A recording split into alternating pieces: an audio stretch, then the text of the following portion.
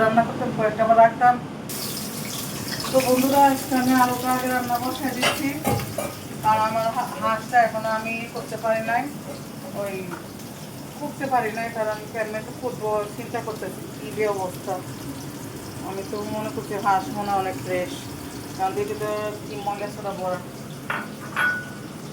একটা ঘরের কাজ, হলুদ লবণ মরিচ, তো আমি এক এক করে সব দিয়ে দিচ্ছি।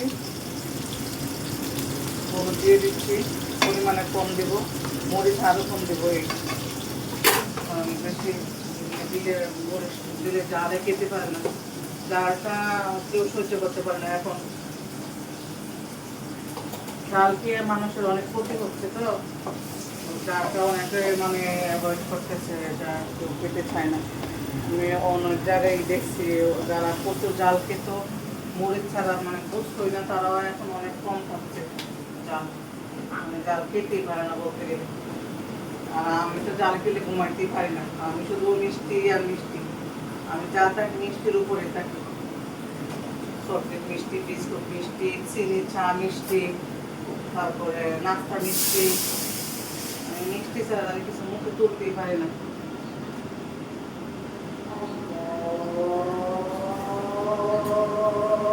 তো এরা এখনো সকালে নাস্তা খেয়ে এক একজন এক এক দিকে আসছে, দেরিতে ভাত খাবে। তো আজান দিয়ে দিচ্ছে, আমার মনে করবে না যে আজান দিয়ে দিচ্ছে এখন রান্না করে, কারণ 4টার দিকে।